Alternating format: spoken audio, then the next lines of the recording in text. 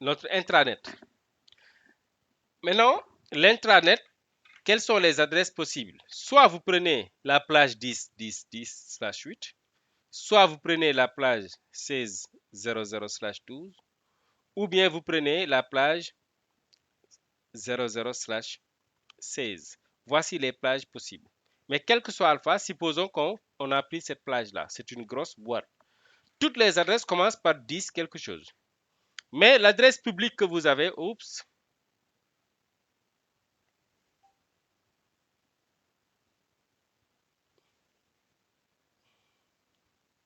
mais l'adresse publique que vous avez, ici, euh, voilà, les FAI nous donnent une adresse publique.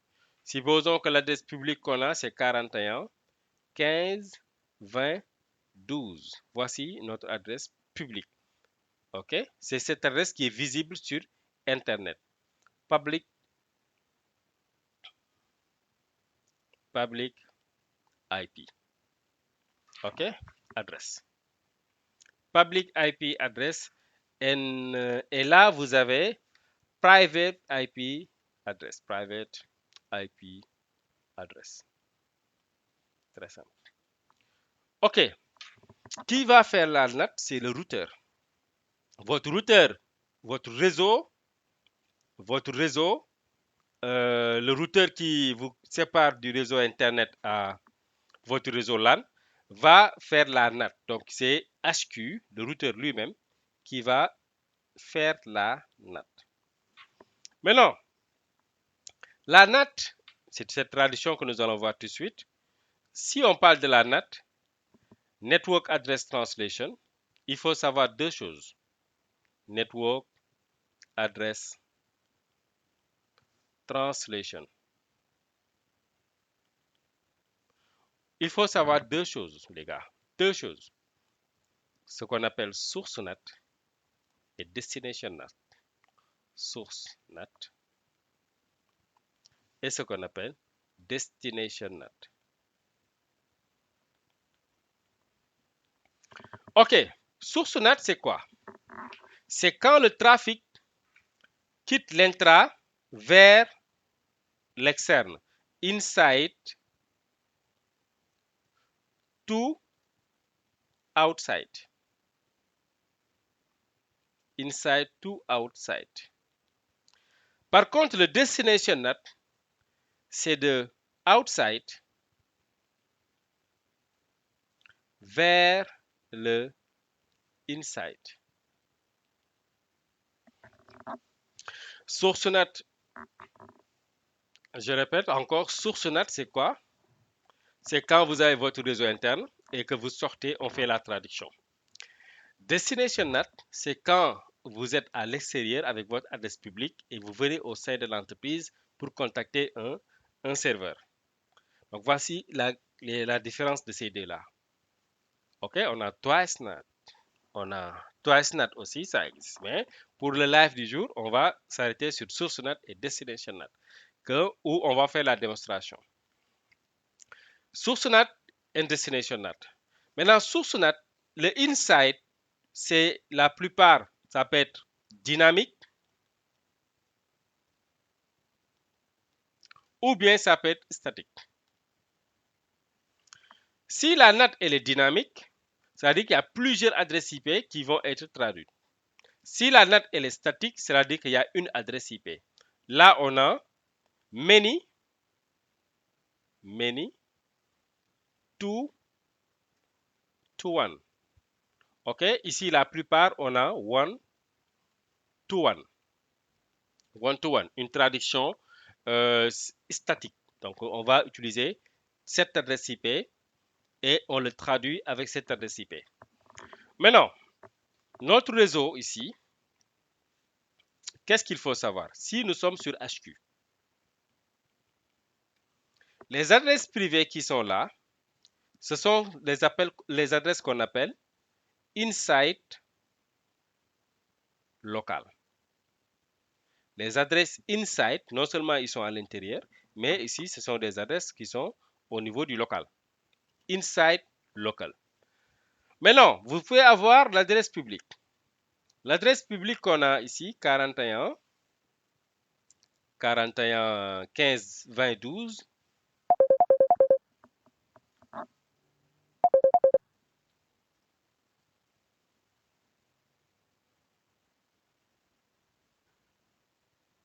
Excusez-moi.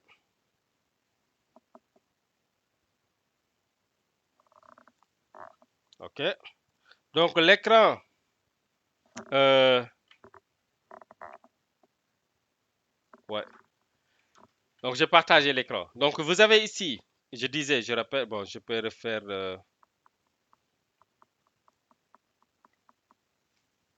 Donc si vous avez là HQ,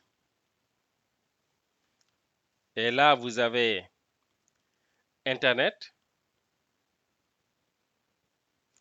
et vous avez ici votre LAN. Les adresses qui sont sur le LAN, on les appelle les adresses inside local. Inside local. Mais l'adresse publique que vous avez ici, 41 15 12 20, si je ne me trompe pas, 41 15 20 12 du moins, 20 20.12. Cette adresse-là, c'est l'adresse inside global. Inside, c'est pour l'intérieur, c'est pour cette entreprise. Global, routable sur Internet. Parce que là, sur Internet, tout ce qui est ici, c'est le outside, c'est le global. Donc l'adresse publique qu'on a, c'est pour l'entreprise, c'est le inside, mais c'est globalement visible. Mais si vous prenez l'adresse de Google, par exemple, le serveur de Google, Google a comme adresse 215 20 30 14. Cette adresse de Google, on l'appelle outside global. Je ne sais pas si vous me suivez. Inside local, inside global, and outside global. Outside global, c'est une adresse publique qui ne nous appartient pas. OK? Maintenant, si j'ai une entreprise, donc, nous avons notre réseau qui marche, on a une adresse IP publique, donc on doit faire la NAT. Maintenant, comment on va faire cette NAT-là? La première NAT que nous allons faire, c'est de l'intérieur vers l'extérieur. Les adresses privées en interne seront traduites avec l'adresse publique qui est là. Donc cette NAT-là, on l'appelle, comme tout à l'heure, je vais dire, source NAT. C'est ça qu'on appelle source NAT. Maintenant, si une personne lambda sur Internet se connecte avec son laptop et fait, par exemple, nous avons notre serveur ici, le serveur de semos.com, on l'a hébergé en local. Il fait www.semos.com. OK? C'est de l'extérieur vers l'intérieur de notre entreprise. Donc, c'est ça qu'on appelle Destination NAT. Destination NAT. Voilà. Donc, la personne en réalité va contacter notre adresse publique. Notre adresse publique peut être le 41 15 20 13 par exemple. Ça peut être ça. Donc, si la personne en réalité, nous avons associé au nom de domaine, s'il n'y a pas de nom de domaine, la personne peut taper l'adresse 41 15 20 13 sur son navigateur. En tapant ça, automatiquement, notre serveur est contacté. OK? Maintenant, comment nous allons faire pour assurer cette traduction? Et c'est là que nous allons mettre en place notre première lab. Voilà, donc le lab, on va le faire ensemble. OK, on va faire le lab ensemble. Donc là, je suis sur le PC et j'ouvre mon serveur. OK, donc route.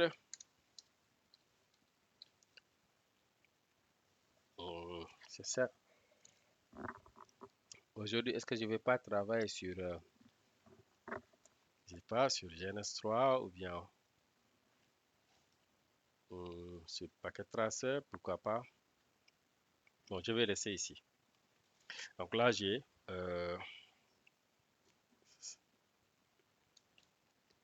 sermons, arrobase, 2020.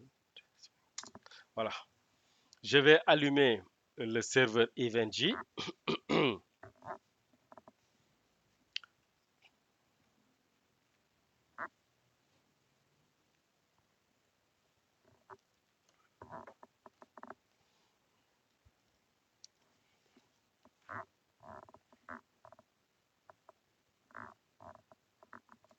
Voilà, ça va venir.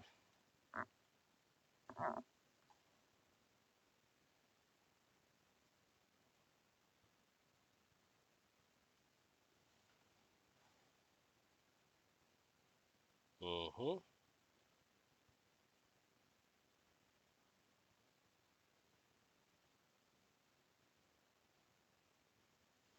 OK. L'adresse de mon EventJ, c'est le 192.168.1.61. OK,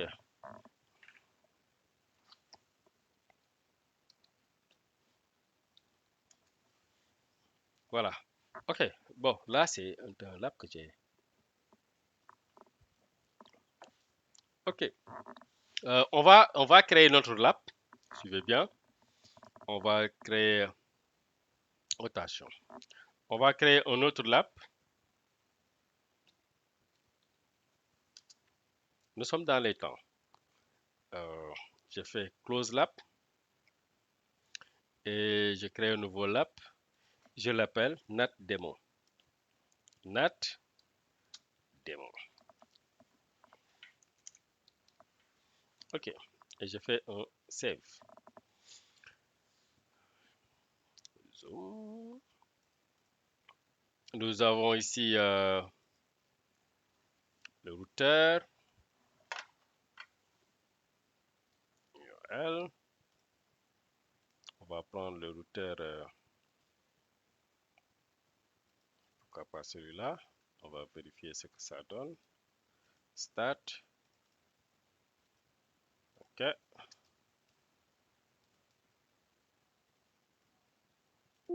X. OK. Nous avons un switch ici. Je vais changer l'icône. Stop. Je change l'icône pour dire que c'est un switch. OK. Vous savez que dans toutes les entreprises, vous ne pouvez pas travailler en sécurité sans faire la NAT. Bon, sauf si vous faites IPv6, par exemple.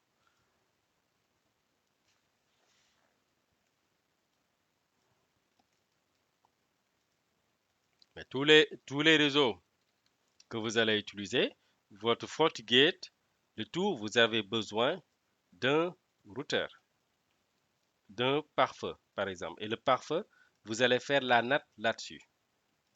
C'est obligatoire parce que vous allez sortir avec toujours une adresse publique. Mais là, vous allez voir sur le routeur, c'est beaucoup plus compréhensif parce que vous allez configurer manuellement. Sur les pare-feu, c'est un peu graphique, voilà, très simple à utiliser. Parfois, vous cochez NAT et le reste, il va gérer ça. Mais nous, on va le faire de manière manuelle. Qu'est-ce qu'il faut quand vous configurez la NAT, source NAT et qu'est-ce qu'il vous faut pour configurer destination NAT? OK, nous avons ici notre routeur. On a le routeur. Je vais étendre ça. Et là, nous avons un autre. Je vais prendre aussi un autre routeur. On va prendre deux routeurs. Le deuxième routeur va jouer le rôle d'Internet. Il va jouer le rôle d'Internet. OK, je configure une interface loopback là-bas. Donc, je l'appelle Internet. Le nom, je change ici. C'est Internet. OK, voilà, j'ai ici le nom Internet. Save. Ce routeur, je change le nom. Je l'appelle HQ, Headquarter. Ça, c'est le jargon et c'est important. HQ Core, Headquarter. Voilà. Et là, on l'appelle, si vous voulez, le switch d'accès euh, SWA. Wonderful. Internet.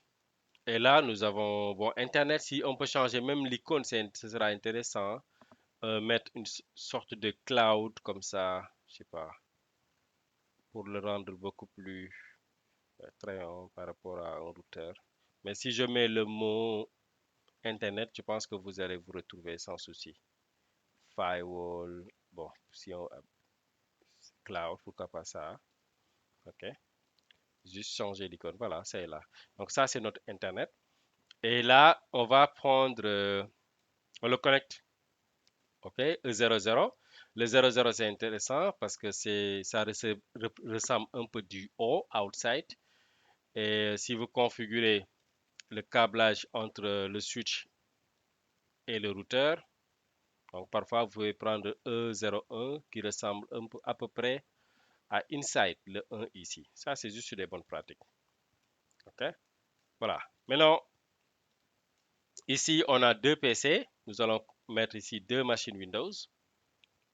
Deux machines Windows. OK, Windows.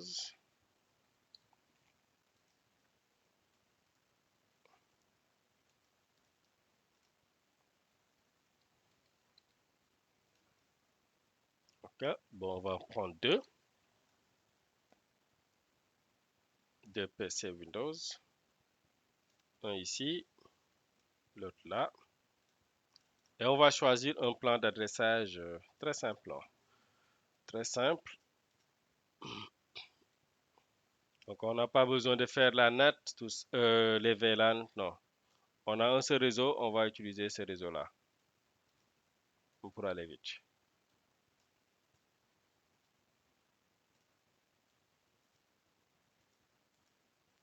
OK.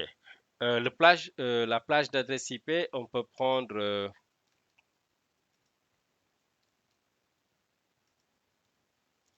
OK, on peut prendre 172, pourquoi pas, .16.0.0 slash 24. Ça, c'est la plage qu'on a pris pour notre réseau. On met en bold, on fait OK. Donc, voici la plage de ce réseau. OK, pour le réseau LAN, WAN du moins, on va prendre comme adresse publique 41.15.20.0 slash, slash combien? Si je prends 8, pourquoi pas 8? Et je prends slash euh, slash 24, slash pas 24, mais slash 29. Slash 29, l'incrément, c'est 8. 8, 8, voilà, c'est bon, slash 29. Je ne sais pas si vous me suivez par rapport au cours du réseau précédent, le cours précédent sur l'adressage IP. Donc là, je mets en vert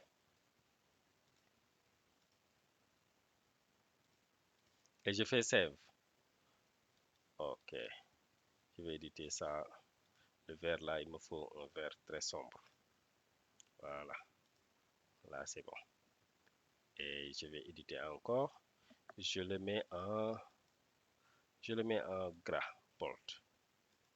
C'est bon. Donc, voici la plage d'adresse qu'on a avec le FAI. C'est une adresse privée, mais regardez, c'est combien d'adresses? C'est slash 29. OK? Euh, on y va. On va dire à ChatGPT. Chat. On va dire à chat. OK. Euh, donne-moi les adresses de la plage suivante. Donne-moi les adresses de la plage suivante. OK. Deux points. Tu sais pourquoi je fais des... je mets ça, hein? Ça peut vous aider à faire des recherches.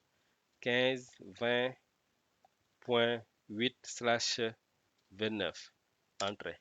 Il va me donner les adresses qui sont valides par rapport à cette plage-là. donne-moi les adresses de la plage suivante. Et automatiquement, il va me donner, les adresses sont là. La première adresse IP, elle est là. La deuxième, elle est là. Donc, je ne me suis pas trompé sur cette adresse-là. Je copie le tout et je viens sur EventJ. Je fais ça, je crée un texte et je colle dedans. OK? Et là, j'augmente la police et je le mets en bold et je change la couleur. Je le mets en vert foncé. Good.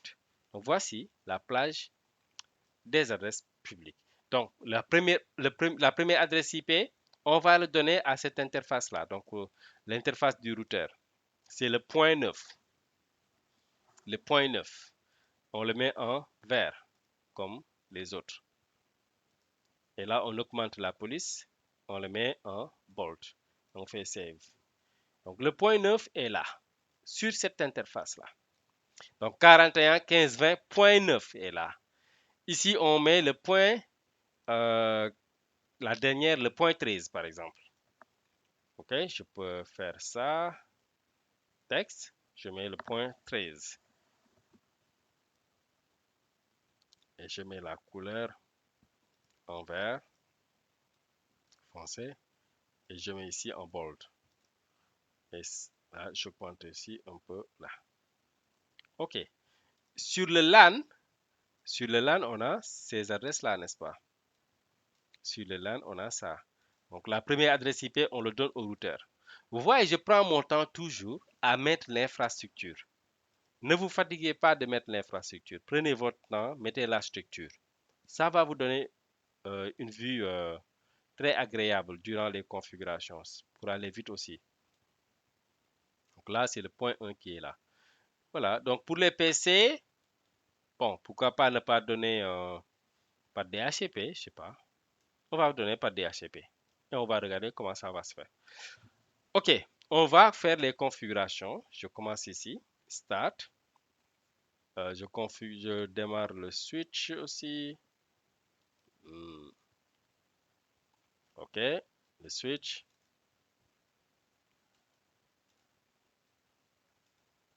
OK. OK, je vais démarrer tout en même temps pour voir ce que ça va donner. Voilà, j'ai démarré tous les équipements en même temps. OK, il fait quelle heure? Il nous reste 30 minutes. Donc là, on a largement le temps. Je peux prendre mon temps sans problème. On va faire les deux configurations, Source NAT et Destination NAT. Pour le Destination NAT, nous allons ajouter un serveur. Mais pour l'instant, nous allons nous baser juste sur notre architecture qui est là. Le routeur HQ. On augmente la police, change settings, apparence, change, gras, 18, apply. Nope. OK, je peux démarrer aussi ici. Change the settings. Excusez-moi d'utiliser ça. Je n'ai pas encore installé CQCRT, mais une fois installé, je n'ai pas besoin de revenir pour augmenter la police. Là-bas, c'est beaucoup plus simple. OK. Donc là, nous sommes sur HQ. On démarre sur HQ, les gars. Sur HQ, on va faire enable, conft, hostname, HQ-core, si on veut. Là, on fait interface E0/1. Et là, on met description pour dire que c'est vers le LAN. Et l'adresse IP, c'est le 172.16.0.1. Et le masque de sous-réseau, c'est /24. Et là, on fait no shutdown. Et l'interface E0/0, IP adresse, on a quoi? 41. OK, je vais...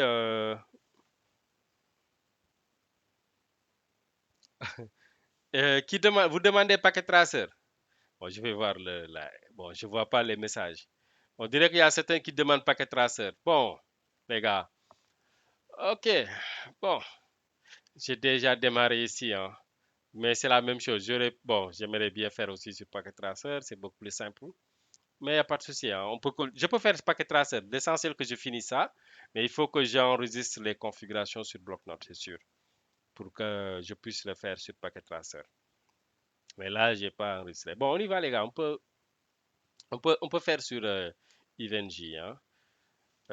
IP adresse 41.15.20.9.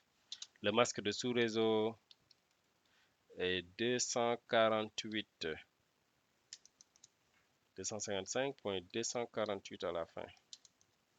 248. Et là, on fait no shutdown. OK. Voilà. Donc là, c'est le routeur. Les PC, bon, sur ce routeur, on peut configurer le DHCP aussi. IP DHCP pool, IP DHCP excluded address. OK. Oubliez ça, hein. Si je n'ai pas fait encore le DHCP, je vais exclure juste des adresses IP et je configure le pool IP DHCP pool. OK. LAN. Le réseau, network 172.16.0.0, le masque de sous-réseau. OK. Default router 172.16.0.1. DNS, un exemple, DNS server 8.8.8.8. Entrée WR. Et là, on vient sur les PC, on active juste la carte réseau en DHCP. Je pense que la carte réseau est en DHCP. Bon, on va vérifier ça. ncpa.cpl, ncpa.cpl. OK. On fait un double clic là-dessus. On regarde l'adresse IP. Pas encore. On met propriété, IPv4. OK, on coche. On fait close. OK. On patiente. Qu'est-ce qu'on a ici? Lui, c'est un quoi? C'est un routeur ou bien un switch? C'est un switch. OK. On revient sur le PC. Pourquoi le DHCP ne vient pas? On fixe l'adresse IP. On va pas perdre de temps ici. 0.10, le masque de sous-réseau 255. OK, la passerelle 172.16.0.1. Et là, on fait OK.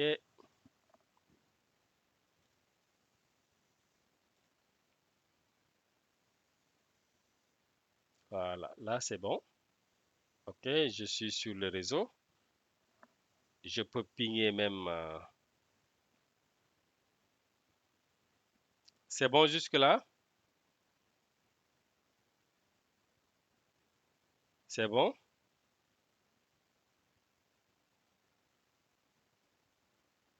OK. Donc, cette machine peut pinguer si je fais CMD, la machine peut pinguer sa passerelle. Donc, si je fais ping 172.16.0.1, là, ça passe. OK. C'est bon. La machine là, c'est bon.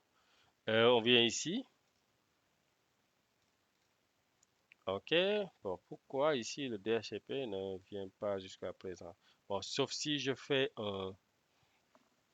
NCPA ou bien CMD, je fais juste la commande IP, ou du moins c'est ipconfig slash renew, release, bon, s'il y en avait, pour voilà, laisser l'adresse, et renew pour renouveler l'adresse. Renew. Et là, on attend. Et cool. Il a reçu une adresse IP par DHCP. il a reçu le 0.11. Donc là-bas, on pouvait faire renew et ça passe. Donc cette machine, si je fais 172.16.0.1, là, ça marche. Donc notre réseau ici marche. Ce qui reste maintenant, c'est la sortie.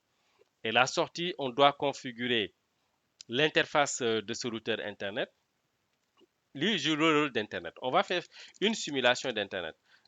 Enable conf t hostname internet.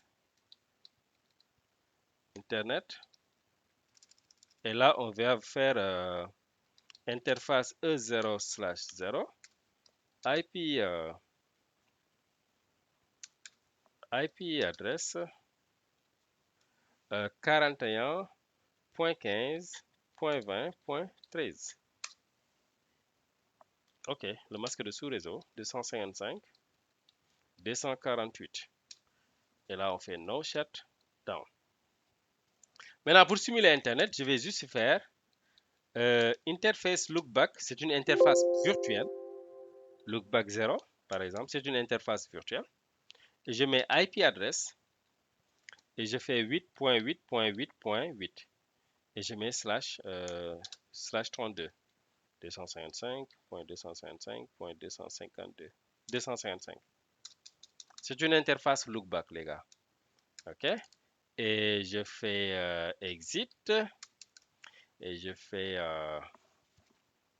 juste do WR, les gars. Voilà. Je ping exit, je ping le routeur qui fait face, c'est le 41.15.20.9. Ça passe. Le 41.15.20.9, donc c'est ici.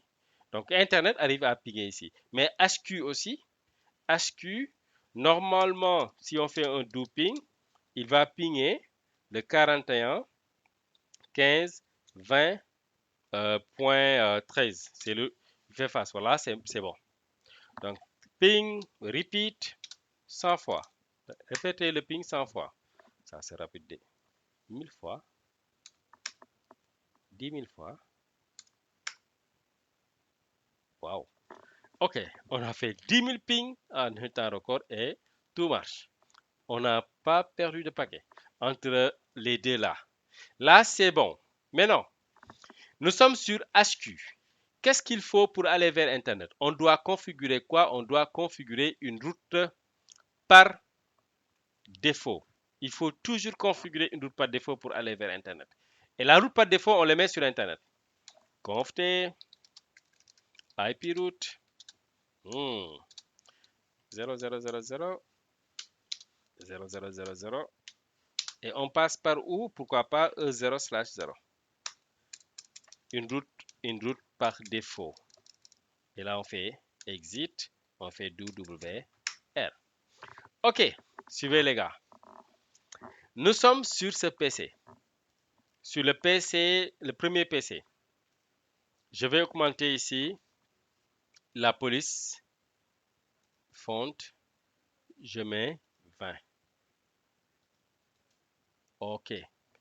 Je vais pinguer 8888. 8888. Ping 8.8.8.8. Entrée. Ça ne marche pas. 172, c'est 01, ne connaît pas 888. Le routeur ne connaît pas le réseau 888, ne connaît pas le réseau sur Internet. C'est normal, hein, parce que si on regarde le routeur, on regarde sur sa table de routage, Show IP route. Donc, il y a une route par défaut, il y a une route par défaut, mais il ne connaît pas le réseau. Il ne connaît pas le réseau. Le paquet est envoyé. Un instant. Destination host unreachable. Ça, c'est bizarre. Je ne devais pas avoir cette réponse-là. Je ne devais pas avoir cette réponse. OK? Parce que avoir cette réponse, c'est comme si on n'a pas une route par défaut. Et si on regarde ici sur Internet, la route par défaut, OK, se pointe Ah, là où par défaut, je me suis trompé. Je l'ai configuré sur Internet, mais pas sur HQ. Tu vois, en regardant la réponse, je sais qu'il y a une erreur. Parce que j'enlève la route par défaut ici. Je l'ai configuré sur Internet. Voilà. C'est pas Internet qui doit avoir la route par défaut, mais c'est au moins l'entreprise qui doit avoir une route par défaut. Donc HQ. À partir de la réponse, automatiquement, je peux savoir si c'est bon, oui ou non. Parce que le paquet doit être envoyé. Donc IP route, on met 00000. OK. Et là, on met E0/0. IP route. IP route. Good. Et là, nous avons créé la route par défaut ici sur HQ. On va tester à nouveau à partir de notre PC. Vous allez voir, la réponse sera différente. Et cette réponse-là, OK, vous voyez, ça a pris du temps parce que le paquet a été envoyé. Mais on a le request timeout. On a request timeout. C'est normal. Vous savez pourquoi? Pourquoi on a request timeout? Parce que le paquet a été envoyé. Si vous voulez, on peut inspecter le ping ici. Vous allez voir le paquet arriver même sur Internet. Bon, il y a deux choses. Soit on peut utiliser Wireshark, mais si c'est en temps réel, dans la vie réelle, c'est sur Internet que tu vas le savoir. C'est-à-dire que je vais activer le monitoring sur Internet. Comment activer le monitoring sur Internet? Je fais debug IP paquet. Et là, j'attends. Je fais le ping à partir de ce PC. Voilà, le ping même est là, on dirait. Voilà, le ping même est venu ici. Donc, parce que il n'a pas fini de faire la règle. Regardez bien. Le routeur est contacté actuellement par qui? Qui a contacté le routeur? 172.16.0.11 a contacté le routeur. 172.16.0.1. OK? Regardez bien, ça est là. Si on peut euh, prendre ça, on va faire CTRL-C, on ouvre bloc-notes, on analyse le contenu, et voilà ici, il nous dit le 11 août à 21 h, l'adresse source S avec cette adresse IP provenant de l'interface de sortie dont sa destination c'est 888. Voilà, la longueur a été reçue. Donc cela veut dire que le ping arrive jusqu'à Internet. Mais Internet ne peut pas répondre à ce ping parce que Internet n'a aucune idée du réseau 172. Sur sa table de routage, regardez, si je fais show IP route, la table de routage elle est vide. Il n'y a rien. Il n'y a que le réseau 41 et le réseau 8888 qui est l'interface de bouclage. Donc, il ne peut pas répondre à 172.16. Ce n'est pas possible. Et déjà, c'est Internet. Internet ne doit pas répondre à une adresse privée. Internet ne doit pas répondre à une adresse privée. Maintenant, ce qu'il faut faire, c'est quoi? C'est qu'on va dire au routeur, quand une adresse provenant de 172.16 arrive sur le routeur, tu changes la source avec 41.15.20.9. 41.15.20.9. C'est ça qui va régler le problème. Et voyez, regardez bien. Je vais mettre les commandes. Je vais l'écrire ici sur bloc-notes d'abord. Vous allez voir. Euh, et là, c'est important la façon dont je vais écrire la commande. Suivez très bien. La première chose à faire, je vais dire au routeur. Donc là, je fais configuration de la NAT.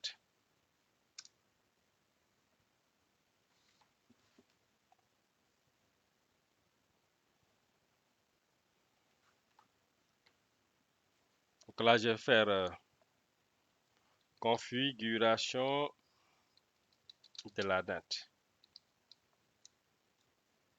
OK? Suivez là. Suivez très bien. La première chose à faire, c'est de déterminer, d'identifier ou bien au moins les adresses IP de ce réseau. C'est seulement cette adresse réseau actuellement. Je crée une ACL. Je dis access list. Ah, une ACL standard, peut-être 10. Je dis permit, autorise-moi les adresses 172.16 point 0.0 et qui ont le masque générique, ça. OK, j'ai créé une ACL. Et maintenant, j'ai fait quoi?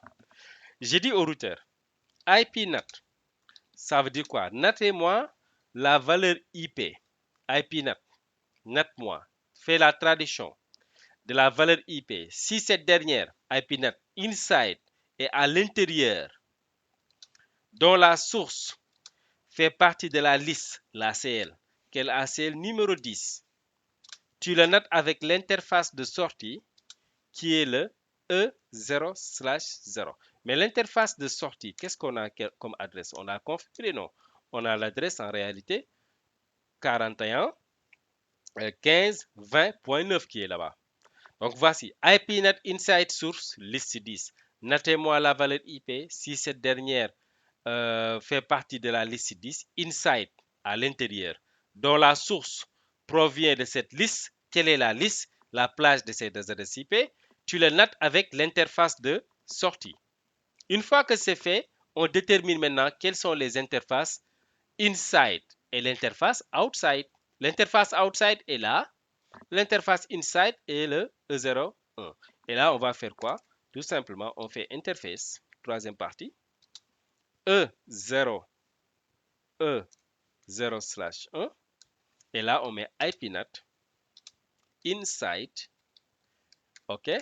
Et là, on met aussi interface E0/0 IPNAT outside.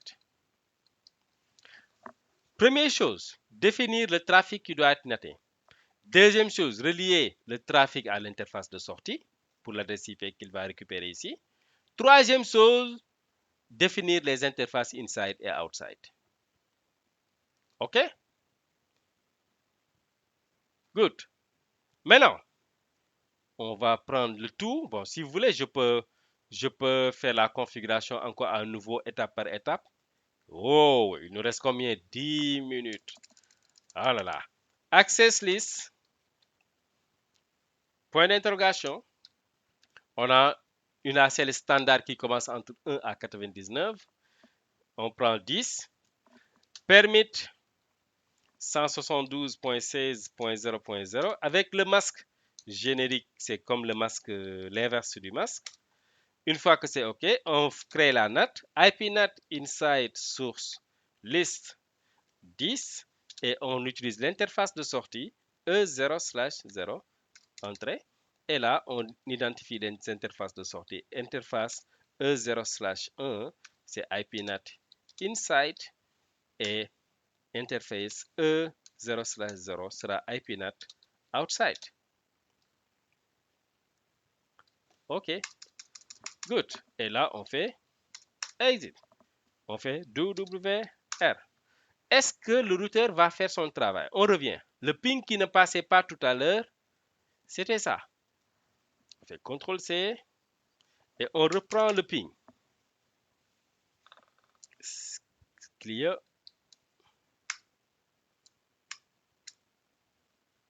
CLS. OK. On reprend le ping. On a ping 8.8.8.8. Entrée. Wow! Ça marche cette fois-ci. Ah, ça marche parce que la NAT, c'est bien fait. Pourquoi? Regardez, si je viens sur Internet, du moins sur HQ, je vais vérifier. Je dis OK, and HQ. Là, je suis sur HQ et je fais quoi? IPNAT translation. Pour voir est-ce que IPNAT, show IPNAT, du moins. Show IPNAT translation. Entrée. Et là, il me dit qu'il y a une traduction qui s'est faite. Avec inside global. Ah, j'avais expliqué ça, vous vous rappelez. Inside local et outside local. Le outside local et le outside global, c'est le serveur externe. OK? C'est 888. Et la traduction, c'est fait. Donc, on a traduit l'adresse inside avec cette adresse-là. Et si on vient sur Internet pour voir qui a contacté Internet cette fois-ci, regardez bien. Internet a été contacté par qui? Si on copie si on prend cette diagnostic, bon, on refait le ping, vous allez voir, ça va bouger ici. Je refais le ping ici et vous regardez derrière sur HQ. Je rappelle la commande ping et ça va bouger. Vous voyez ici, ça bouge, n'est-ce pas? Et je récupère le texte. À partir de là, je fais commande C, je viens sur bloc-notes et je vais analyser ce texte-là. Je fais ça, boum. Et regardez, qui a contacté le routeur? C'est 41 15 20 9. Vous n'avez pas vu ici l'adresse publique. Non, il n'y a plus d'adresse publique. L'adresse privée du moins, c'est l'adresse publique qui est utilisée. J'espère que vous avez compris ce que je viens de faire. Ok, je pense que vous avez compris ce que je viens de faire. La première chose que je vais faire, je vais regarder si je suis... Bon, je pense que je suis en live, mais moi, je ne me vois pas en live. What is the problem? Vraiment, j'ai besoin de faire une formation en live TikTok. Sincèrement, il faut me faire une formation en live. J'ai besoin de cette formation. Oh, yes. Ok. Bon, je me vois pas en live, hein. Bon, j'espère que c'est bon, vous m'entendez, tout est ok. Bon, si c'est bon, ceux qui ont mon WhatsApp peuvent me dire que c'est bon. Khadija, c'est bon? Is it okay? Ok, pourtant, vous me voyez. Ok, c'est bon. Là, je viens de finir source NAT. Source NAT, c'est très simple. Je définis les adresses qu'on doit traduire, premièrement. Deuxièmement, je, je relie les adresses que j'ai créées, l'ACL, avec l'interface de sortie. Et troisièmement, je vais identifier les interfaces outside et les interfaces inside. Et là, nous allons voir destination NAT. Pour le destination NAT, good. On va laisser sur le même TP. Ok, là, on va mettre un serveur cette fois-ci. On va mettre un serveur Windows. Good. Serveur Windows. Et ce serveur Windows, il est dans la zone DMZ, démilitarisée, supposons. Et nous voulons que le serveur soit accessible de l'extérieur. On veut que les utilisateurs qui sont sur Internet puissent accéder au serveur. OK? Mais le serveur va prendre quelle adresse IP? On va relier le serveur et le...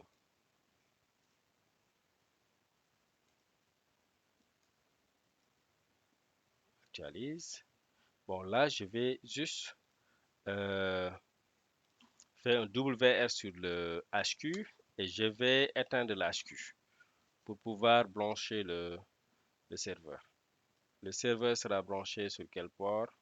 E2. Voilà, le 2, c'est important. 2 comme DMZ. Le 1, E011 qui ressemble comme un I, comme inside. Le OO, le 0 qui ressemble comme un O, comme le outside. Donc, si vous voulez, outside, inside and DMZ. Mais le serveur DMZ, d'habitude, c'est des serveurs web qui sont configurés là-bas. Des serveurs web, par exemple. OK? Maintenant, la plage que nous avons achetée, on a des adresses qui sont disponibles. Par exemple, le 41 15. J'agrandis un peu. Le 41 15 20.10 est disponible. C'est une adresse qui est disponible. Je peux utiliser cette adresse-là. 41 15 20 12 ou bien 10. Mais je le relie à qui? Au serveur. Mais cette adresse-là, c'est l'adresse de sortie. Je peux dupliquer la même adresse, mais cette fois-ci, au lieu de prendre le 8,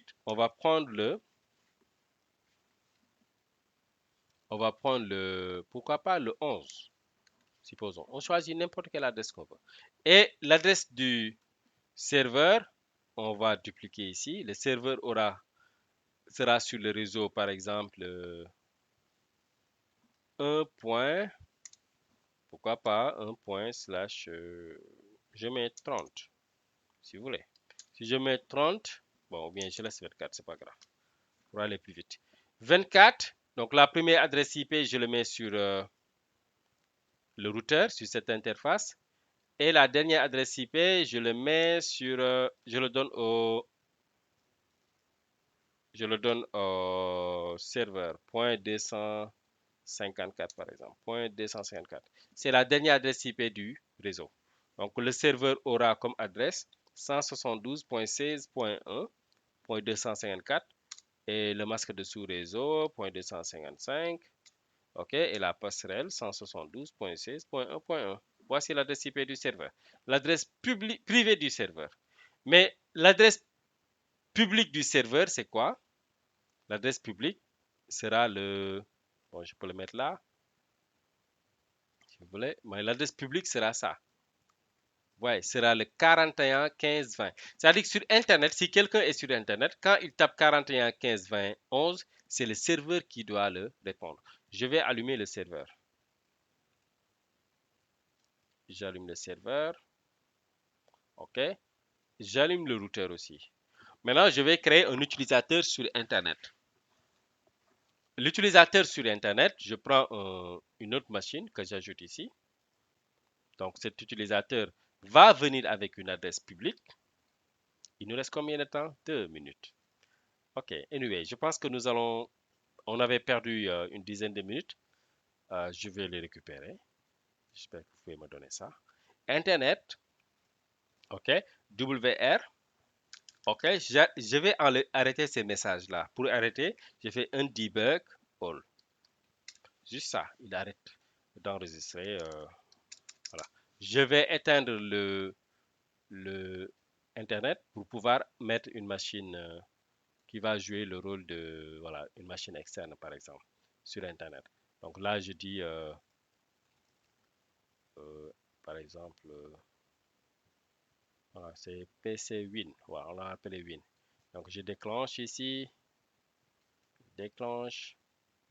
Voilà, là c'est bon. Je déclenche aussi ce PC. OK. Le PC, bon, comme ici c'est des adresses publiques aussi, je prends par exemple, euh, je viens, regardez, je viens ici. Je dis à ChatGPT, donne-moi une plage d'adresse d'adresse réseau public, euh, d'adresse réseau public provenant des États-Unis, supposons. Est-ce qu'il va me donner ça? Si oui, si, ok, si ton objectif est de faire des laps, ok, évite d'utiliser de vraies plages publiques américaines. Elles appartiennent à des organisations réelles et peuvent créer des conflits. Pour simuler les adresses IPv4 publiques, utilise plutôt des blocs officiels réservés à la documentation. Anyway, ça c'est bon à savoir aussi. Il me dit ces réseaux sont parfaits pour EVNJ, GNS3, PTG, etc. Voilà. Et là, je prends par exemple cette plage-là, supposons cette plage. Mhm. Je prends cette plage. Là, c'est important, hein, ça c'est bon à savoir pour des mesures de sécurité si vous prenez des labs. Donc, ces plages-là sont réservées pour la documentation. Donc, je fais CTRL-C, OK. Je viens ici, je mets texte, CTRL-V, OK. J'augmente la police, je mets en bold et je mets en rouge, pourquoi pas, et je fais save. Donc, voici les adresses qui sont sur Internet. OK.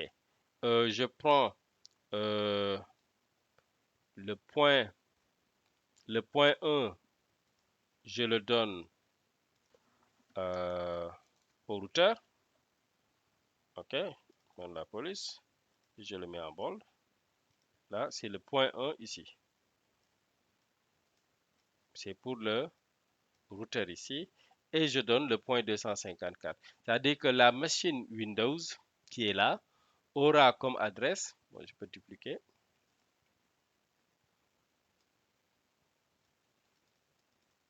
Donc la machine aura comme adresse 203.0.113.254. Donc c'est une adresse IP avec le masque de sous-réseau 255, 255.0. Donc sa passerelle c'est 203. Euh, point, point 0.103.1. Donc voici l'adresse IP de cette machine-là. Et là, on va configurer Internet sur l'interface 01. Donc sur Internet, je l'avais éteint tout à l'heure.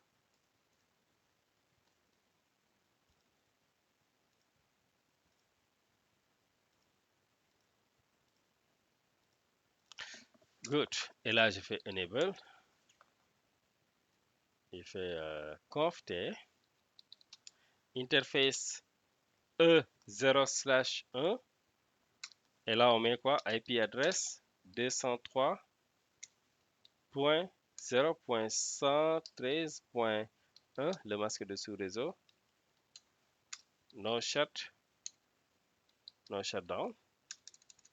OK. On fait WR. OK.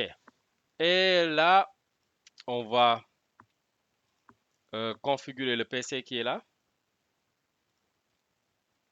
Et le PC, on aura l'adresse touche Windows okay, ncpa.cpl, ncpa.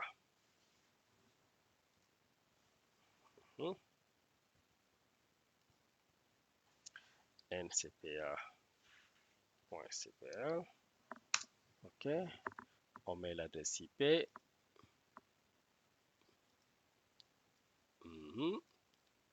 Et là, on fixe l'adresse IP 203.0.113.254, le masque de sous-réseau 255, OK, /24. Et la passerelle 203. OK, OK, point 0.113.1. Voici, normalement, si je fais OK, il va détecter le routeur. OK, fait close. Wait a minute. Good. Et là, c'est bon. Donc, cette machine, on va vérifier. C'est une machine qui est sur Internet. C'est une machine qui est sur Internet. C'est une simulation, les gars. C'est une machine qui est sur Internet. Et cette machine qui est sur Internet, on suppose qu'aussi, elle peut pinguer Internet. Ping 8.8.8.8. Et là, la machine peut pinguer Internet sans problème. On augmente la police. OK. Voici, elle ping. Voilà. CLS. Elle ping Internet sans problème. Maintenant, si la machine ping, euh, ping par exemple 172.16.1, regardez bien, .1.254. Là, c'est pas possible. C'est pas possible parce qu'on ne peut pas pinguer une adresse privée. Premièrement. Deuxièmement, on a dit, est-ce qu'elle peut pinguer l'adresse 41.15.20.11? 41.15, OK. On va pinguer 41.15.20.11. Là, le ping aussi ne marche pas. C'est l'adresse publique du serveur. Mais pour l'instant, ça ne marche pas parce qu'on n'a pas encore configuré le destination NAT. Mais cette adresse publique, on sait bel et bien où on peut trouver l'adresse publique 41.15.20.11. L'adresse publique là appartient à l'entreprise de CMOS, dont le routeur qui fait face à Internet, c'est HQ Core. Mais sur HQ Core, on n'a rien configuré. Maintenant, ce que nous allons faire, c'est quoi? C'est de configurer cette NAT là. Comment on va faire? On configure le serveur d'abord, l'adresse IP du serveur. Bon, je pense que c'est... On regarde le serveur ici, send control send. Là, on a test. 1, 2, 3. C'est le serveur. On fixe l'adresse IP du serveur. Si le ping passe, les services aussi vont passer sans problème. Si le ping passe, les services vont passer sans problème. Je vais voir si je peux aller dans... OK. Serveur dans local.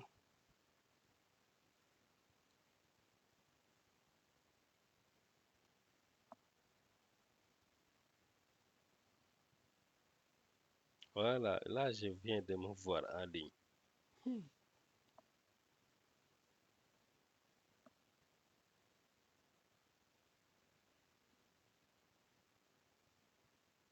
Yes. OK. Bon, pour votre information, demain, le live sera spécial. Demain, le live sera spécial. Demain, on va faire comment mettre en place un cyber range, les gars. Comment mettre en place un cyber range pour la cybersécurité. Bon, attends que je termine ça. C'est là, je vais terminer le truc là. Et là, on va discuter avant de quitter. L'adresse IP de l'interface, ici. OK, on fixe l'adresse IP. OK, ouais. OK. Et aussi les formations que nous faisons actuellement. Vous voyez comme c'est rapide en 1 heure de temps pour des technologies. Donc les formations aussi, en présentiel aussi, c'est comme ça que ça se passe à CMOS. 172, 172.16.1.250.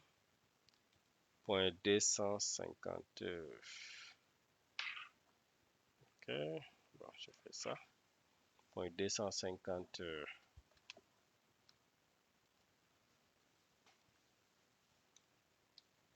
Point 254. Le masque de sous-réseau, 255. OK. La passerelle, 172.16.1.1. Là, c'est mon serveur. Je n'ai pas configuré pour l'instant le DNS. C'est juste pour vous montrer comment on peut contacter notre serveur à distance. OK. Je pense que le bureau à distance a été activé. Oui, remote desktop. Là, c'est bon. OK. Maintenant, on va configurer le destinational. On va laisser notre machine Windows va faire un ping continu sur l'adresse publique. OK? On va faire -t sur l'adresse publique. Ça ne va pas marcher, hein. Regardez bien. On laisse le, le request timeout, vous voyez ici. Request timeout. Maintenant, on va commencer notre configuration sur HQ. Donc, je déclenche HQ et je vous montre la machine Win à côté. Et là, on augmente la police de HQ. Une fois que la configuration elle est bien faite, vous allez voir que l'adresse publique sera disponible. Donc là, request timeout. Let's go. On y va. Donc là, on a enable conf t. Ce qu'on va faire, c'est très simple. On fait access list 10. On doit autoriser, les gars, l'adresse qu'on vient d'ajouter. Permit. On fait permit 172.16.1.0 aussi. C'est l'autre seulement qu'on avait autorisé. Voilà. Et là, maintenant, on fait quoi? IPNAT, inside, source, statique, l'adresse 172.16.1.254. Et cette adresse sera reliée avec quelle adresse publique? 41.15.20.11. Et on fait Entrée. Et là, on fait interface, la nouvelle interface E0/2.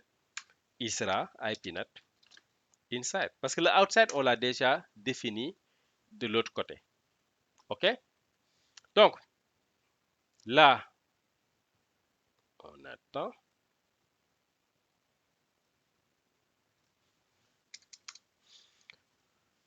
C'est juste la commande là que j'ai fait. OK. Exit. Je rappelle la commande.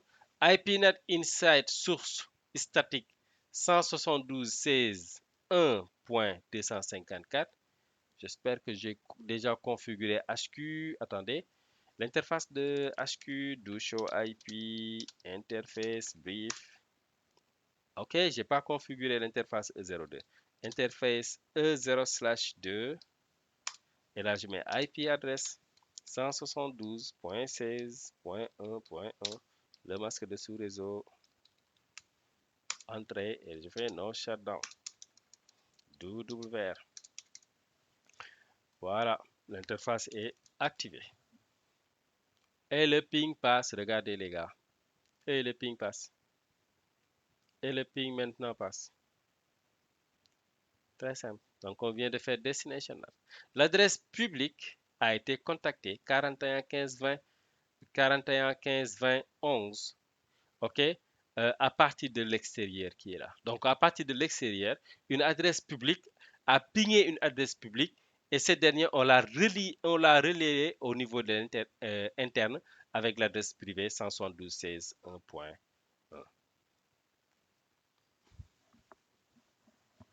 Je viens de finir les deux types de méthodes pour configurer source NAT Destination NAT. Très simple à mettre en place. OK. Hmm. Demain, nous allons faire comment mettre en place un cyber range. OK, s'il n'y aura pas de changement. Euh, on va partager les informations, mettre un cyber range, faire du pentesting. Parce que les lives, on a des lives qu'on va faire sur tout ce qui est pentesting, du hacking, de l'attaque. Maintenant, nous allons suivre par étapes, en commençant par tout ce qui est OSINT, par exemple, tout ce qui est reconnaissance et tout ce qui est attaque sur le réseau, et ainsi de suite, et ainsi de suite. Donc, nous allons partager beaucoup de ressources, beaucoup d'informations comment hacker sur le réseau pour débuter bien aussi sur la partie pentest en cybersécurité. Mais ce que nous sommes en train de faire, c'est de la cybersécurité pure et dure. Il y a des gens qui m'appellent, nous voulons faire une formation en cybersécurité, mais le réseau, ça fait partie de la cybersécurité. Tu fais les réseaux, tu maîtrises les réseaux, tu fais la sécurité, tu fais du pentesting, tu fais tout ce qui est bonne gouvernance. Donc, c'est tout un ensemble quand on parle de la cybersécurité. OK? Oui, mon nom sur la chaîne YouTube, c'est Ibrahim Touré. Vous allez voir ça. La vidéo là aussi sera disponible au niveau de ma chaîne YouTube. OK, mais aussi on a des formations, les formations que nous faisons euh, sur, au centre. Il y a les CPS qui vont commencer le 17. Vous allez le voir sur ma chaîne TikTok aussi. Le 17 prochain, nous allons avoir le CPS en cybersécurité qui dure 8 mois. Le CPS en réseau aussi qui va durer